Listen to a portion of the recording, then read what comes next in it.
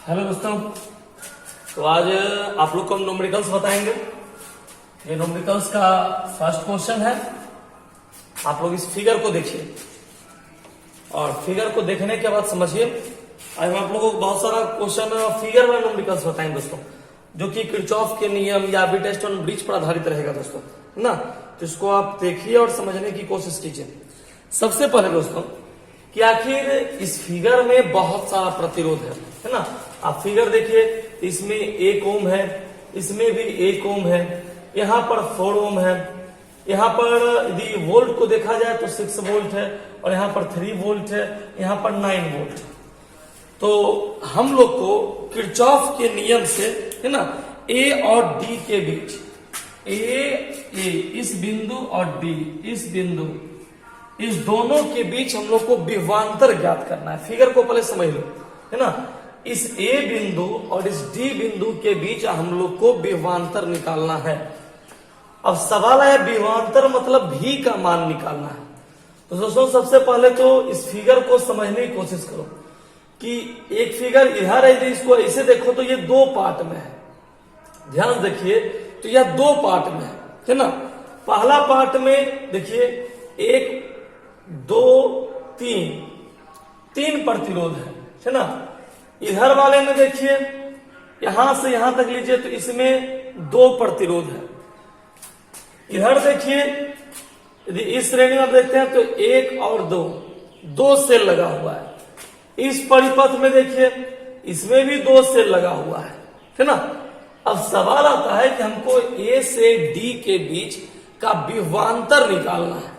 तो कैसे निकालते हैं, है ना। तो ये गौर कीजिए। लेकिन इसमें इस पूरे फिगर में एक खासियत है दोस्तों। पूरे फिगर में खासियत ये है कि जब करंट मान लीजिए ये प्लस है और ये माइनस है, तो सीधी सी बात है दोस्त, करंट प्लस से माइनस की ओर आएगा। अब सोचो तुम्हें, यहां से करंट चलना शुरू किया, यहां मूव होते हुए, है ना। अब देखिए यहां से करंट चला, यहां से जाते हुए, यहां से आते हुए, यहां पर फिर उसको प्लस मिलेगा और तब नीचे माइनस मिलेगा, है ना। फिर यहां देखिए इसका ये माइनस है और ये प्लस है, इसका ये प्लस ये माइनस। तो प्लस चलेगा तो प्लस से तो मिलेगा नहीं, प्लस चलेगा तो माइनस से मिलेगा। अब यहां देखिए इसका स्थिति कैसा है कि यहां भी प्लस माइनस है। मान लीजिए करंट यहां से चलता है, इससे घूमते हुए आएगा, यहां प्लस से मुलाकात करेगा, यहां से इसे घूमते हुए आएगा, यहां प्लस से मुलाकात करेगा। अब ये बड़ा आश्चर्यजनक घटना है। लेकिन दोस्तों इसमें एक चीज कॉमन है कि इस पूरे फिगर में, है ना, इस पूरे फिगर में से A F E B A F, इस पूरे फिगर में देखिए तो एक चीज कॉमन है दोस्तों, है ना। इस पूरे फिगर में एक चीज कॉमन है। क्या कॉमन है कि इस पूरे फिगर में जो करंट प्रवाहित हो रहा है वो सब में आई है। मतलब एक ही धारा नहीं बदला है, एक ही धारा पूरे परिपथ में प्रवाहित हो रहा है। इसका मतलब है दोस्तों, है ना, कि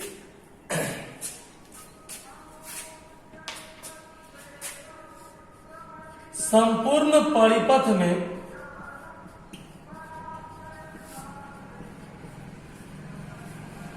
I एम्पियर की धारा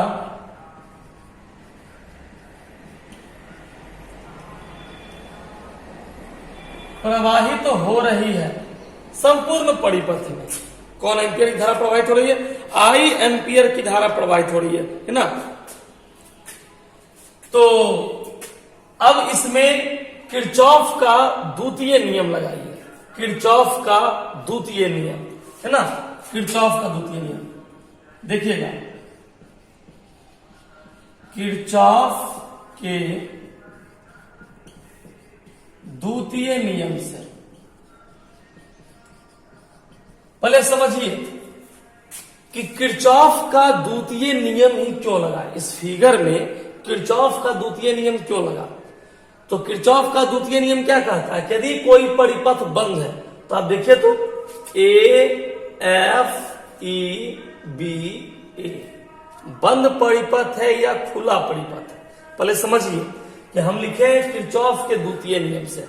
तो किरचॉफ का द्वितीय नियम कहता है कि बंद परिपथ में, किरचॉफ का द्वितीय नियम कहता है कि बंद परिपथ में प्रवाहित विद्युत धारा एवं उसके संगत प्रतिरोध का गुणनफल, उसके संगत प्रतिरोध का गुणनफल, यहां तक बात क्लियर है ना, उसके संगत प्रतिरोध का गुणनफल उसमें लगे सेल के विद्युत वाहक बल के योग के बराबर होता है। इसका मतलब कि यदि कहीं पर बंद परिपथ है, बात को समझो पहले, यदि कहीं पर बंद परिपथ है तो समझ जाओ बंद परिपथ में किरचॉफ का द्वितीय नियम लग जाता है।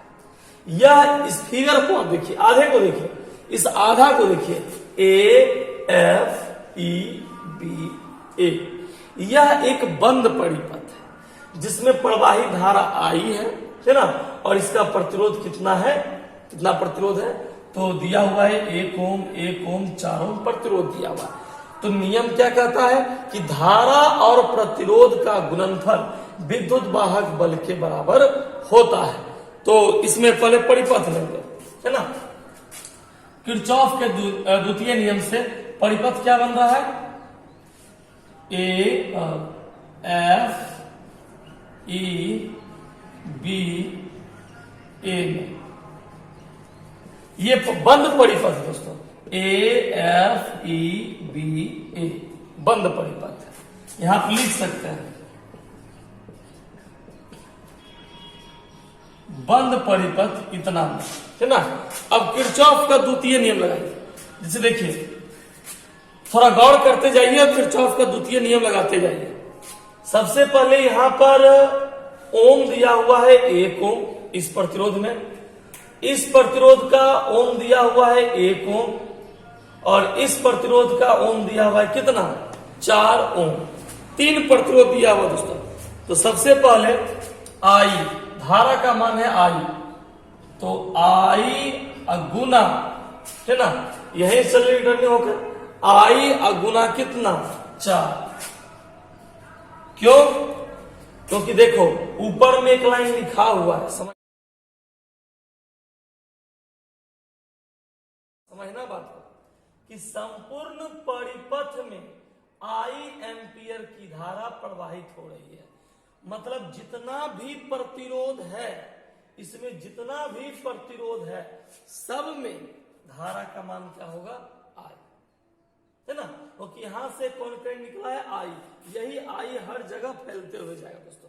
तो प्रतिरोध भले अलग अलग है, लेकिन धारा का मान दोस्तों सब में कितना है, आई।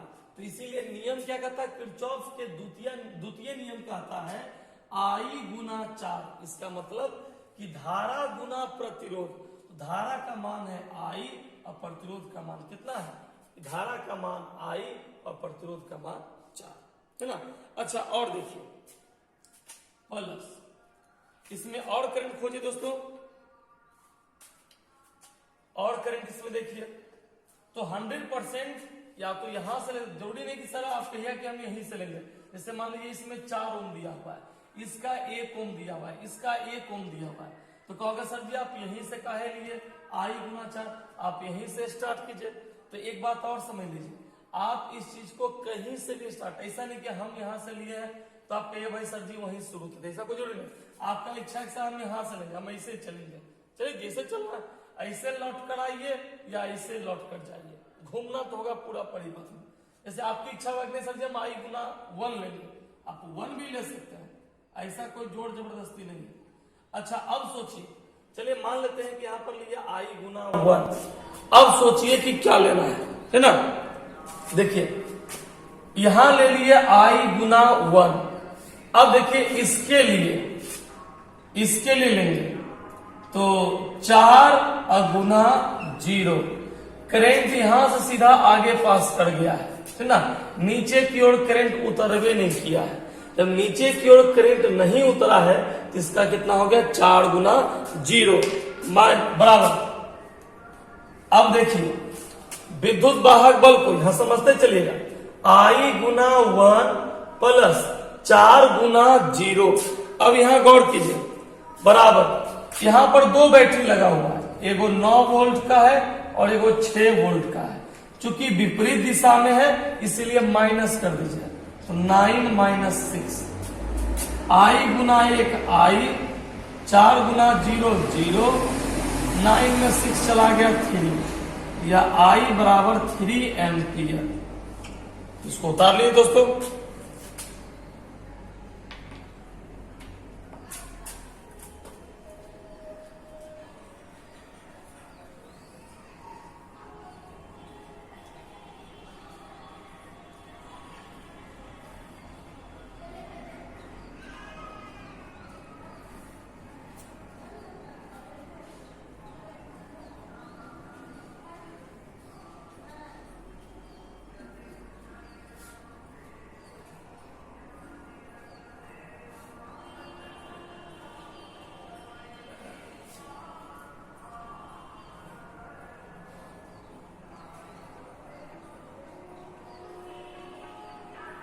पहले आप लोग फिगर को उतार लीजिए, उसके इस लैंग्वेज को उतार लीजिए।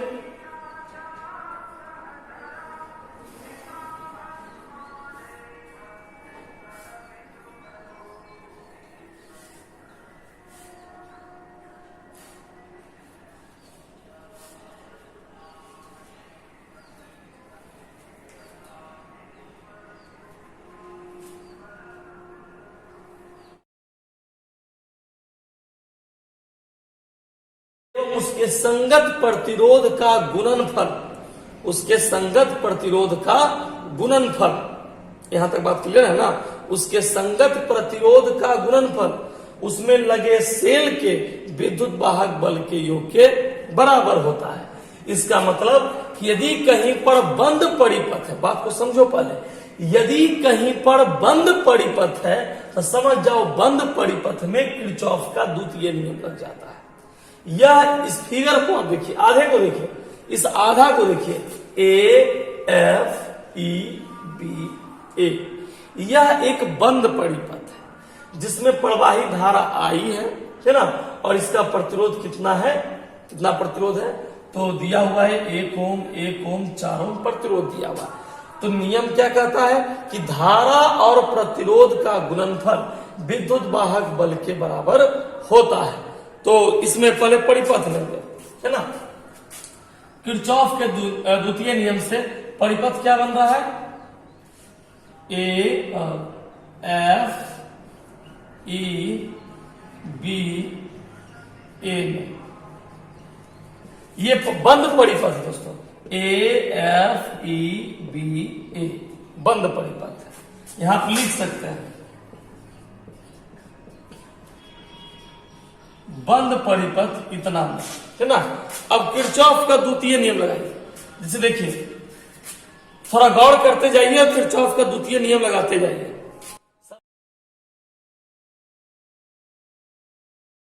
सब है ना। देखिए यहां ले लिए आई गुना 1, अब देखिए इसके लिए लेंगे तो 4 गुना 0, करंट यहां से सीधा आगे पास कर गया है ना।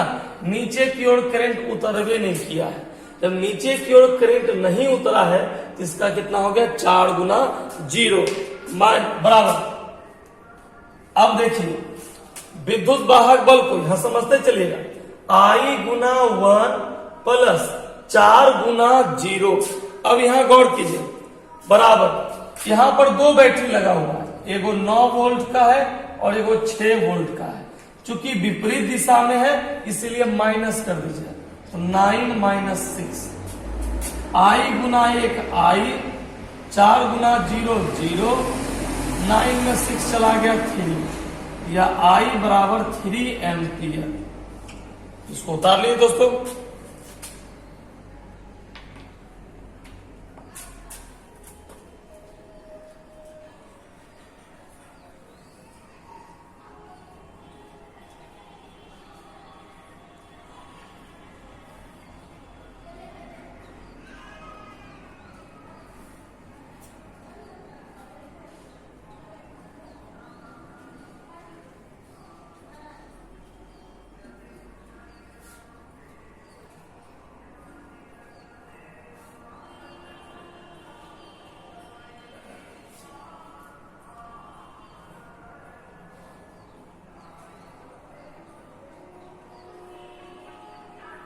पहले आप लोग फिगर को उतार लीजिए, उसको इस लैंग्वेज को उतार लीजिए।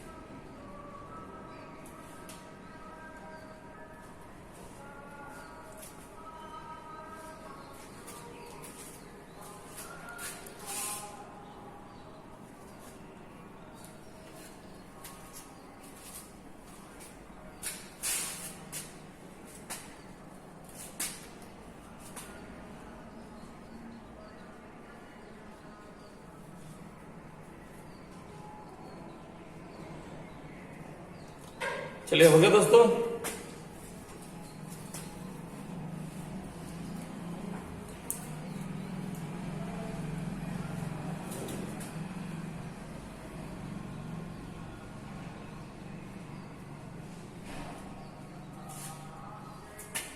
चलिए इसको मिटा रहे हैं।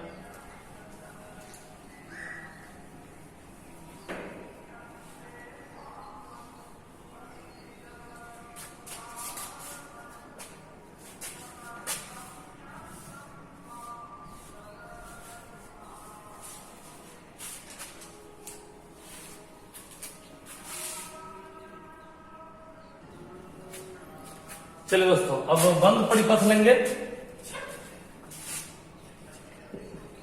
बंद परिपथ B C D E B,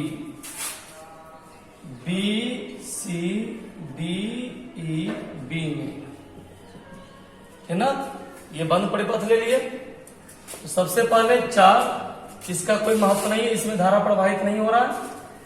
तो 4 गुना 0 प्लस यहां पर आई एम्पियर की धारा प्रवाहित हो रही है, आई गुना आर। बड़ा वोल्ट में छोटा वोल्ट को माइनस कर देंगे, 6 माइनस 3, 4 गुना 0 कैंसिल, आई गुना आर, आई आर, 6 में 3 चला गया 3, आई आर का वैल्यूशन हो गया 3 ओम, है ना। तो आई आर का वैल्यूशन आ गया है 3 ओम। अब क्या करना है, हम लोग को निकालना है विभवांतर, ए बिंदु से लेकर डी बिंदु के बीच का विभवांतर, है ना। ए बिंदु से बीच का डी बिंदु के बीच का विभवांतर। तो ए बिंदु से डी बिंदु तक का विभवांतर निकालिए या ए बिंदु से ई बिंदु का विभवांतर निकालिए, लगभग सेम ही पड़ता दोस्तों। तो ए बिंदु से डी बिंदु के बीच का विभवांतर, विभवांतर का सूत्र हो जाता है दोस्तों, विभवांतर का सूत्र होता है V A minus V D. तो विभव का सूत्र होता है V equal to I R, आप लोग पढ़े होंगे, है ना। तो आई तो कॉमन है सब में, आई तो सब में कॉमन है, आर का मान, तो अब देखिए आर का मान जो आया था, इससे पहले वाले में भी आया था 3 ओम और इसमें भी आया लगभग 3 ohm. V A minus V D, 3 into 3, I का मान सब में सेम है, तो आई का मान आप 1 रख सकते हैं, यहां भी आप आई का मान 1 रख सकते हैं, क्योंकि सब में एक ही एम्पियर की धारा प्रवाहित हो रही है ना। तो इसका मान 1 पुट कर दीजिए, 3 गुना 3 हो गया 9, VA माइनस VD बराबर 9 वोल्ट आंसर हो गया दोस्तों। इसको उतार दीजिए।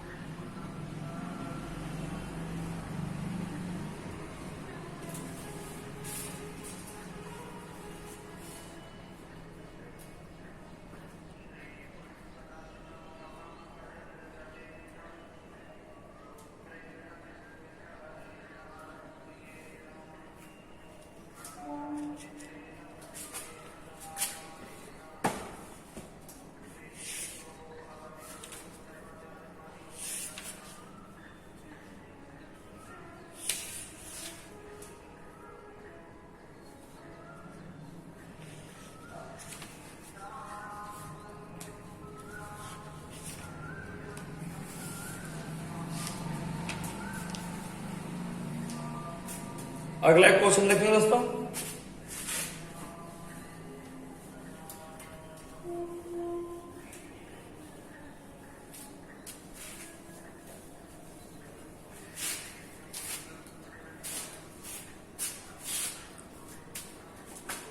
अगला एक क्वेश्चन है,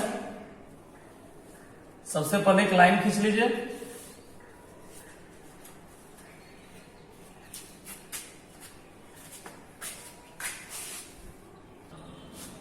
चलिए देखिए दोस्तों, इस बार जो फिगर है वह कुछ इस प्रकार का है।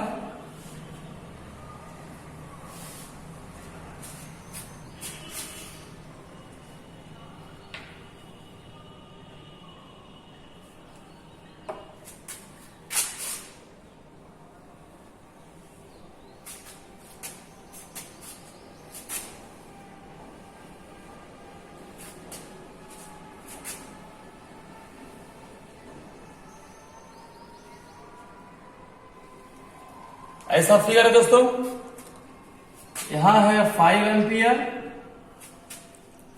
यहां है 7 एम्पियर, यहां है 3 एम्पियर, यहां है 2 एम्पियर और यहां है I।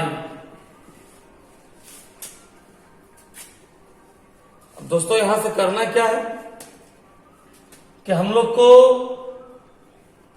धारा का मान बताना है, करंट का मान बताना है। पहले ये सोचिए कि ये किरचॉफ के किस नियम का पालन करेगा। तो फिगर देखकर समझिए कि यह किरचॉफ के प्रथम नियम का पालन करता है कि विभिन्न दिशा से करंट आ रहा है। तो आप लोग किरचॉफ का प्रथम नियम क्या पढ़े हैं? आप लोग किरचॉफ का प्रथम नियम पढ़े हैं, किरचॉफ का प्रथम नियम पढ़े हैं कि चालकों की संधि पर, यह हुआ संधि, चालकों की संधि पर सभी धाराओं का बीजगणितीय योग, चालकों की संधि पर सभी धाराओं का बीजगणितीय योग 0 होता है। ऐसा हम लोग पढ़े। तो सभी धारा का बीजगणितीय योग, सबको जोड़िए, है ना, लाना है 0 के बराबर, अर्थात नियम कहता है कि वह 0 के बराबर होता है। तो इसमें धारा का मान पूछा है दोस्तों। कैसे बताएंगे? बड़ा आसान क्वेश्चन।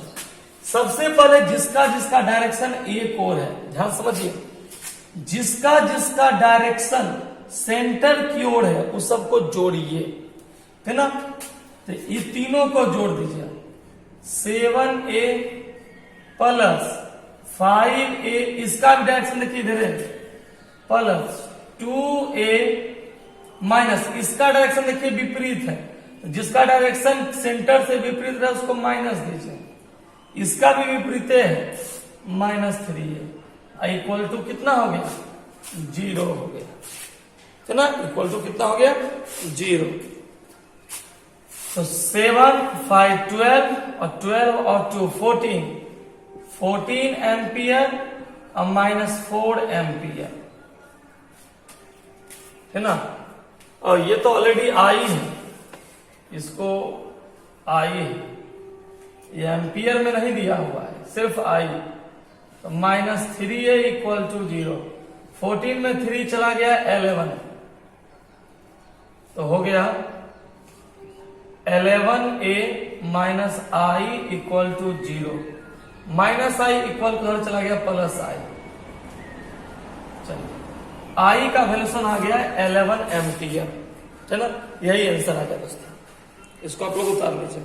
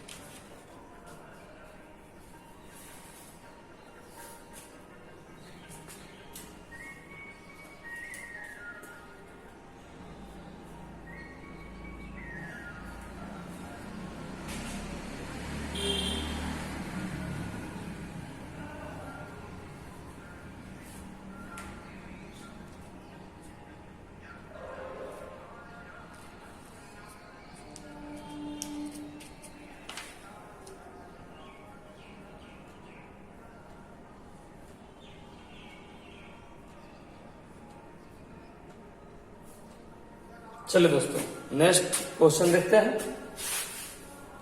इससे कल हम आप लोग को न्यूमेरिकल का सेट भेज देंगे, क्योंकि इसमें ज्यादातर क्वेश्चन फिगर वाला है, और फिगर वाले में फिगर समझना कंपलसरी है दोस्तों।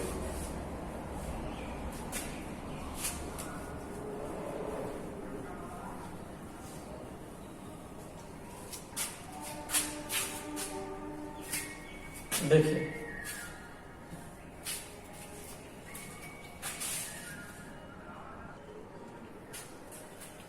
चलिए दोस्तों, तो इस फिगर में देखिए, और कहता है कि इस फिगर में x का मान ज्ञात करें। x का मान ज्ञात करना है दोस्तों।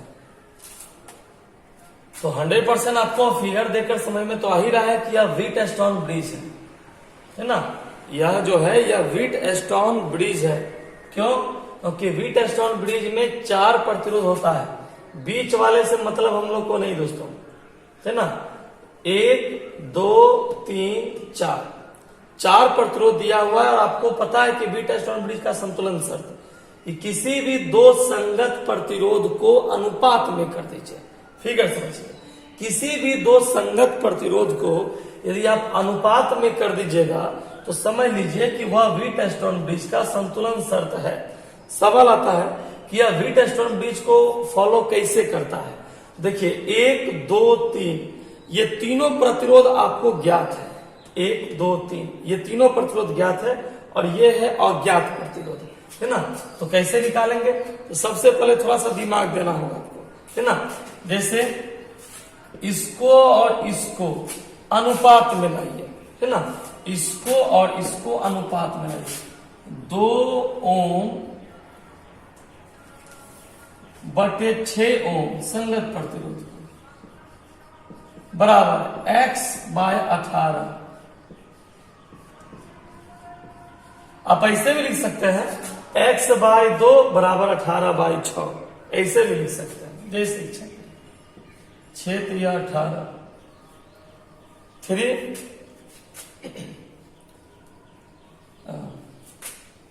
3 ओम, 3 को 2 से मल्टीप्लाई कर दीजिए, x = 6 ओम।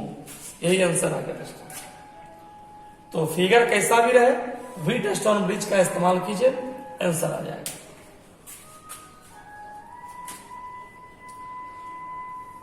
तो हम आप लोग को आज न्यूमेरिकल का सीट भेज देंगे दोस्तों, है ना।